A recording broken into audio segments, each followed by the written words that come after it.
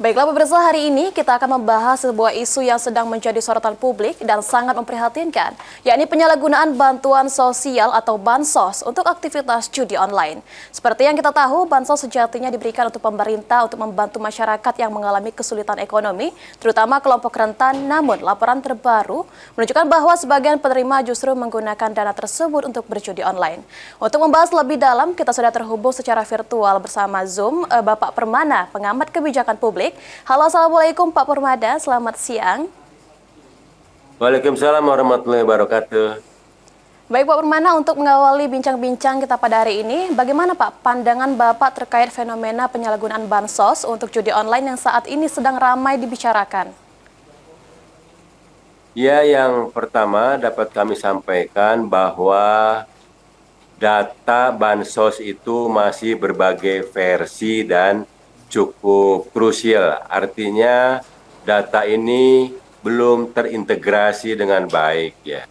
Kemudian juga ada yang dari BPS, Biro Pusat Statistik, kemudian juga dari Dinas Sosial, dan bahkan juga dari data-data koperasi, kemudian perdagangan, dan lain-lain. Ini yang salah satu yang menyebabkan tidak tepat sasaran. Itu.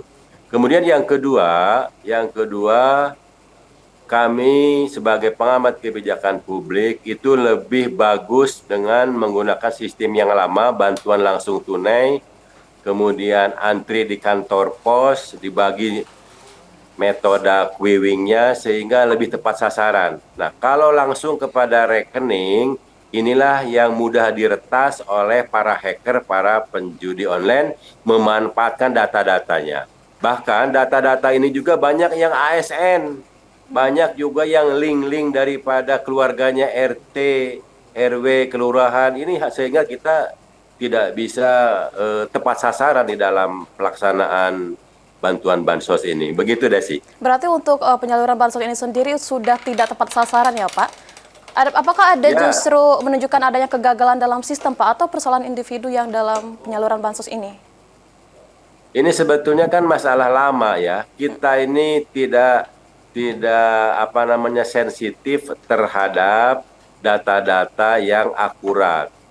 Bahkan menurut undang-undang juga bahwa masyarakat miskin itu dipelihara. Nah, ini kata-kata dipelihara ini sebenarnya harusnya ada penjabaran kembali. Masyarakat miskin dipelihara itu artinya justru harus dilindungi dan dientaskan kemiskinannya. Jangan hanya masyarakat miskin ini dipelihara menurut undang-undang, tapi digunakan pada saat kita akan melakukan pemilihan presiden, pemilihan gubernur, pemilihan wali kota. Ini yang menjadi rentan. Tapi yang paling penting adalah lakukan dengan pendataan yang terintegrasi seperti dengan menggunakan single identity number. Jadi artinya kalau sudah satu mempunyai NIK KTP berguna untuk akun-akun lain, inilah akan lebih aman, begitu Desi. Pak, dengan adanya penyalahgunaan tersebut itu kan pasti ada faktor Pak. Faktor utamanya itu seperti apa untuk membuat penerima bansos itu tergoda untuk menggunakan dana tersebut untuk berjudi online Pak? Ya, sebetulnya yang paling berkewenangan itu adalah dari Kementerian Kominfo. Sementara untuk perizinan-perizinan daripada aplikasi vendor-vendor itu kan adanya di Kominfo. Sementara Kominfo juga sekarang sedang bermasalah karena sering digunakan, bahkan sekarang sedang dilakukan di sidang di pengadilan bahwa perizinan daripada vendor itu kan yang mengeluarkan kan Kominfo. Harusnya itu ditutup begitu kan. Dan data-data kita sekarang sudah sangat terbuka. Data masyarakat, baik itu KTP maupun akun-akun rekening dan sebagainya. Inilah yang paling bertanggung jawab adalah dari Kementerian Kominfo. Kemudian data itu harus terintegrasi. Dari dulu saya mengatakan harus kita, kenapa seperti Malaysia bisa ya, dengan single identity number. Jadi kalau sudah satu akun, di situ ada KTP-nya, di situ ada rekeningnya, di situ ada data-data pribadi lainnya, sehingga kita lebih aman. Nah, kalau sekarang kan data kemiskinan aja ada yang bilang 42 juta, ada yang 40 juta, ada yang 38 juta. Ini versi mana yang akan dipakai? Kalau kita ingin tepat sasaran, adalah dengan menggunakan data yang terintegrasi. Satu dikeluarkan oleh pemerintah, boleh oleh BPS, boleh oleh Dinas Sosial, boleh juga dengan koperasi, tapi satu yang mengeluarkan atau dari Menteri Keuangan langsung sebagai database-nya. Nah, kalau sudah datanya itu tidak lagi bisa dipegang, ya akhirnya kita menjadi tidak tepat sasaran begitu, Ya Desi. Pak, dengan ada penyalahgunaan bansos itu sendiri, bagaimana Pak dampaknya terhadap tujuan utama dari program bansos itu sendiri? Iya, jadi tidak tepat sasaran sehingga yang tadinya untuk membantu masyarakat miskin yang ekstrim, yang tidak mempunyai pendapatan yang di bawah 600.000 rupiah per bulan, pada saat ada bansos, Pak, mereka kelas daripada masyarakat miskin ekstrimnya hilang. Cuman hanya 3 bulan. Setelah itu miskin ekstrim lagi. Nah, jadi kayanya tidak diberikan. Harusnya diberikan untuk bukan hanya untuk bukan hanya untuk sembako atau misalkan belanja, tapi diberikan kayanya sehingga dengan dana 3 kali 3 bulan ini diberikan, mereka bisa untuk memulai dengan mata pencaharian barunya. Ya Ini Pak, yang harus ya dilakukan sebenarnya. Pak, kalau boleh tahu apakah ada kebijakan dari pemerintah atau tanggung jawab pemerintah dalam mencegah penyalahgunaan bansos seperti ini, Pak? Apakah kita perlu ada evaluasi menyeluruh terhadap sistem penyaluran? Ya, yang pertama dari jajaran Kominfo terutama itu harus melakukan penegakan hukum terhadap vendor-vendor, akun-akun yang memfasilitasi judi online. Karena kita sekarang tidak bisa dipungkiri lagi dengan mengirimkan seperti aplikasi APK, itu bisa langsung diklik, udah langsung masuk ke akunnya vendor itu, aplikasi itu, dan kita terjerat, data pribadi kita bisa terekam. Nah, yang bisa mengeluarkan izin ini siapa? Kominfo. Yang kedua adalah database masyarakat miskin ini harus satu pintu. Harus satu pintu sehingga siapapun untuk menyalurkan bansos yang masyarakat miskin tepat sasaran adalah datanya satu, jangan dari berbagai kementerian. Ini yang harus dipegang, begitu Desi. Ya Pak, kalau boleh tahu lagi nih Pak, sejauh mana sistem verifikasi dan pemantauan bansos kita bisa dikatakan lemah atau kurang tepat sasaran? Iya, sekarang kita lihat saja, banyak yang P3K yang baru diangkat juga dapat bansos. Banyak juga keluarga RT, RW dapat bansos. Padahal ada mobil Pajero di situ. Apakah ini sangat tepat sasaran? Tentu tidak. Tentu tidak. Karena digunakan juga oleh pengurus di tingkat RT, RW, kelurahan juga memberikan datanya itu kepada keluarga. Nah, ini yang harus jeli siapa? Aparatur. Aparatur penegak hukum bersama-sama secara terintegrasi mengecek by name, by data, by address. Begitu, Desi. Berarti harus banyak yang dievaluasi ya Pak untuk penyaluran bansos ini sendiri. Nah Pak, bagaimana melihat perlunya kerjasama lintas sektor seperti Kominfo, OJK, hingga aparat penegak hukum Pak? Ya, itu harus duduk bareng, kemudian membuatkan komitmen, kemudian juga menerbitkan clue-clue yang disepakatinya, bersama-sama memegang komitmen itu. Jika tidak dipegang komitmen itu, maka kita tidak bisa mencoret ataupun mengeluarkan database-nya yang tidak sesuai dengan masyarakat miskin. Kita kan ada masyarakat miskin ekstrim, itu yang paling didahulukan sebenarnya. Yang pendapatannya hanya di bawah 600.000, yang mata pencahariannya adalah cukup harian dengan 50.000 per hari. Inilah yang harus diperhatikan sehingga masyarakat miskin menjadi terbantu. Jadi konotasi menurut undang-undang dipelihara, ya, itu saya sebenarnya harus dijabarkan lagi. Masyarakat miskin menjadi tanggung jawab negara, dipelihara, dilindungi, dan dientaskan. Jadi ada naik kelas dari masyarakat miskin ekstrim menjadi masyarakat miskin, kemudian berikutnya menjadi masyarakat yang mampu. Nah, inilah sebetulnya sasaran kita ini. Ini memang pekerjaan besar, perlu ada duduk bersama dan pelaksanaan di lapangan secara bersama-sama. Begitu. Desi. Berarti masih banyak pengawasan yang perlu kita lakukan agar data-data dari penyalur itu sesuai dengan apa yang kita inginkan ya Pak. Nah Pak, dalam jangka panjang itu sendiri, apakah fenomena ini menunjukkan bahwa kita perlu lebih menekankan pada pemberdayaan ekonomi daripada sekadar bantuan tunai? Ya, itu kan program dari kementerian lain juga ada ya, gitu. Jadi khusus yang untuk bansos ini sangat terkait dengan Kementerian Kominfo karena difasilitasi dengan adanya vendor-vendor, aplikasi-aplikasi yang mudah di-download, mudah diklik, sehingga memang menggiurkan. Bahkan saya ngobrol-ngobrol di kafe-kafe, di kantin-kantin itu, seorang yang pengangguran saja yang sudah mendapatkan bantuan online bisa dapat keuntungan 10 sampai 15 juta dengan adanya judi online ini. Dan itu setiap hari dibuka itu pengumumannya. Di Singapura diumumkan ada yang 4 angka ya, ada yang 8 angka, bisa dapat puluhan juta itu. Nah, tinggal sekarang Kementerian Kominfo bagaimana pengawasannya terhadap vendor-vendor atau aplikasi-aplikasi yang memang udah jelas-jelas itu adalah judi online.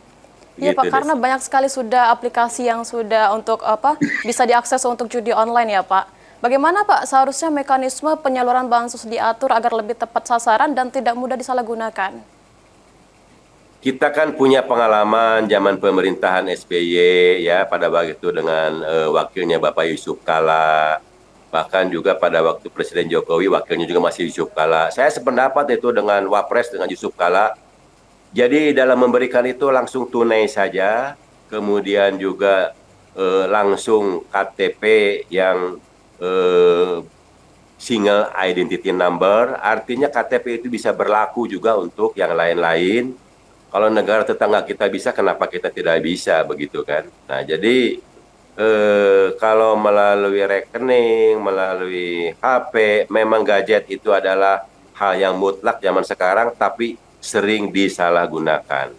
Jadi Berarti lebih lebih baik kita ngantri ngantri di kantor pos, kemudian dibagi timernya, jamnya, harinya, jauh itu lebih mengena kepada masyarakat miskin. Kemudian data itu harus terintegrasi dan harus satu pintu. Siapa yang mengeluarkan data miskin ini? Ini yang paling krusial, Desi. Nah, Pak, apakah juga bentuk non tunai itu lebih baik juga digunakan? Apakah seperti membagikan beras dan lain sebagainya, Pak? Ya, itu bisa langsung dirasakan daripada langsung masuk ke rekening, masuk ke HP. Apa sekarang kan ada Dana, ya, ada GoPay, ada apa. Itu semuanya yang menjadi fasilitator untuk membuka peluang menjadi jodohan dan dari masyarakat itu sebenarnya. Berarti lebih enak kita pakai non tunai dan juga secara tunai ya Pak, seperti kita pembagian beras dan lain sembako juga bisa agar penyalahgunaan dari itu tidak terjadi lagi di Palembang ini ataupun Sumatera Selatan. Ya, ini sebenarnya bukan hanya di Sumatera Selatan, Palembang saja, juga ini secara nasional juga. Kuncinya adalah satu, penegakan hukum, aparat. Yang kedua adalah datanya selalu diupdate. Data yang sudah meninggal juga masih dibagi banyak itu di masyarakat, gitu kan. Gitu. Jadi ya ini perlu ada political will dari lintas sektor terkait sehingga lebih tepat sasaran dan betul-betul masyarakat miskin yang ekstrim ini menjadi prioritas utama. Ya baik Pak, bagaimana peran media dan masyarakat sipil dalam mengawasi serta melaporkan penyalahgunaan bansos ini Pak? Ya, media ini sifatnya kan melaporkan. Sepanjang datanya akurat, sepanjang datanya bisa dipertanggungjawabkan, bisa diproses oleh kepolisian, mungkin juga oleh kejaksaan, bisa diproses. Tapi kalau datanya tidak berdasar, saya kira tidak bisa dilanjutkan pemeriksaannya. Jadi perlu ada ekstra ordinary lah bagi para petugas untuk menegakkan pelaksanaan ini. Nah Pak, seperti yang sudah kita ketahui banyak sekali kan penyalahgunaan bansos yang digunakan oleh masyarakat. Bansos itu apakah harus disertai dengan pembinaan Pak atau pelatihan agar penerima tidak hanya menerima bantuan tetapi juga mampu mengelola keuangannya sendiri? Ya, itu saya setuju saja itu. Karena kan pengawasan pembinaan itu tidak boleh berhenti, tapi kuncinya adalah satu, klarifikasi, verifikasi dari data miskin harus satu pintu, ya, satu pintu. Perkara menginventarisir datanya dari berbagai kementerian itu boleh-boleh saja, dari dinas sosial, dinas koperasi, dinas perdagangan, kemudian biro pusat statistik, tapi yang mengeluarkan data miskin adalah satu. Nah, kemudian bantuan ini berdasarkan data miskin didistribusi. Sebelum didistribusi, dilakukan pengecekan melalui kecamatan, melalui kelurahan, melalui RT, RW, betul enggak? Diupdate terus setiap bulan.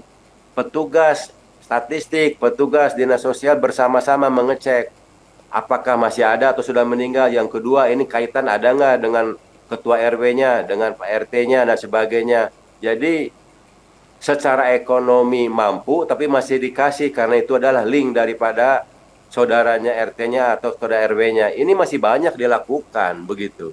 Jadi kalau mau tepat sasaran adalah satu, data harus terintegrasi. Yang kedua, untuk single identity number itu menjadi mutlak. Nah, ini ada pekerjaan besar, gitu kan, pekerjaan besar. Jangan kalau ditanya, orang miskin semuanya mengaku karena dapat bantuan.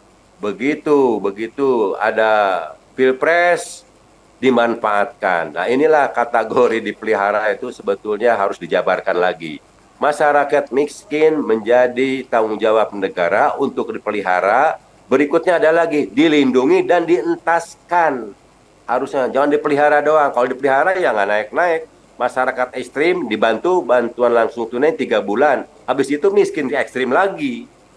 Ini yang menjadi krusial di masyarakat begitu. Desi. Berarti untuk data-data sendiri itu harus sering kita update ya Pak, agar penerima bantuan itu sesuai dengan apa yang kita inginkan. Dan juga Pak, terakhir sebagai penutup, apa rekomendasi Bapak serta harapan Bapak agar kasus ini tidak terulang kembali di masa yang akan datang Pak? Yang pertama, khususnya bansos yang terkait dengan judi online, itu jajaran Kementerian Kominfo harus meneliti vendor-vendor aplikasi-aplikasi yang diterbitkan oleh pihak ketiga dan izinnya dari Kominfo itu satu.